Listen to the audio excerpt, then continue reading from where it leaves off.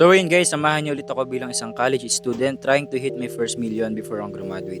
So dito makikita nyo kung ano yung kadalasan kong ginagawa tuwing umaga. Ayan, 5 in the morning yan, maaga talaga ako gumigising. Minsan mas maaga pa kasi maaga talaga ako nag-gym para may lakas ako sa buong araw. So dito piniprito ko lang yung chicken breast, as in paminta lang yung pampalasa niyan. Ayos na yan, basta may mailaman ngayong umaga. And habang piniprito ko yan, tinapon ko muna yung mga basura sa labas. Ayan, dami naming basura, 2 sako. Nilagay ko lang sa tapat ng bahay namin para mamaya dadamputin na lang ng mga kumukuha ng basura. And after nyan, tinignan ko yung malunggay chips na pinapatuyo ko sa likod. So, ayan. Masa pa, mamaya ilalabas natin yan pag medyo maaraw na. Kasi wala pang araw, aalis ako, baka umulan bigla. So, ayan, dyan muna yan. So ayan, tapos ko nang maluto. Kakain na tayo. Hatiin ko yan mamayang pag-uwi. Tsaka ngayong bago tayo umalis. Since wala tayong kanin, makikita niyo walang kanin, walang sinaing. Magtitinapay lang tayo. Okay na yan. Papalaman natin sa tinapay o chicken breast. Ketchup yung syempre, pampalasa natin. Then ayan, lalagay lang natin. Nam-nam, sarap. Natulala na ako kasi wala pa ako sa ulirat niyan eh.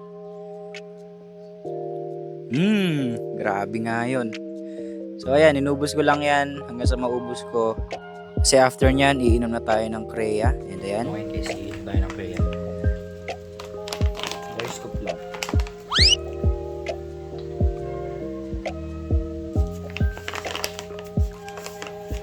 Nalagi. So ayan guys, punta tayo ng gym. Usually 6 AM bukas na yung pinag-gyman ko. And then suot ko siya. Nakasapatos tayo ngayon. So, kita-kita na lang tayo dun. At ayun na nga, nakarating na tayo. Ayan, sila kuya, madalas kong kasabayan tuwing umaga. Ayan yung view. Maganda yung view dyan. 3rd floor yan, kaya malamig. Kaya kitang-kita mo yung mga puno. Marami yan. So dyan, ang program ko, bicep tsaka back. Tingnan nyo naman ang muka. Hirap na hirap.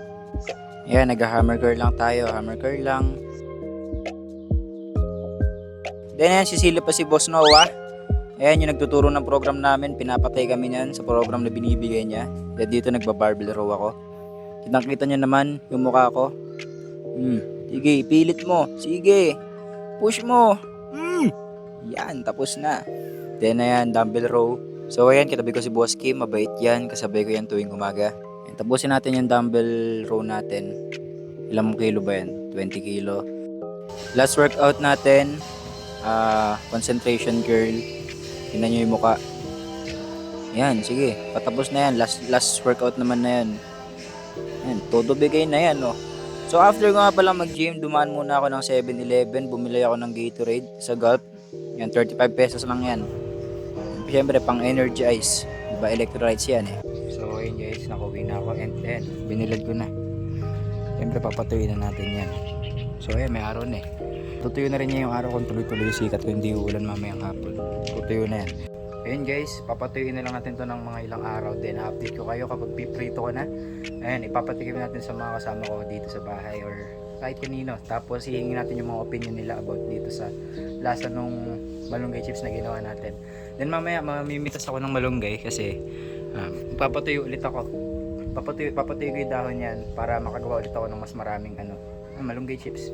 Ayun lang, bye bye, support nyo ako hanggang dulo.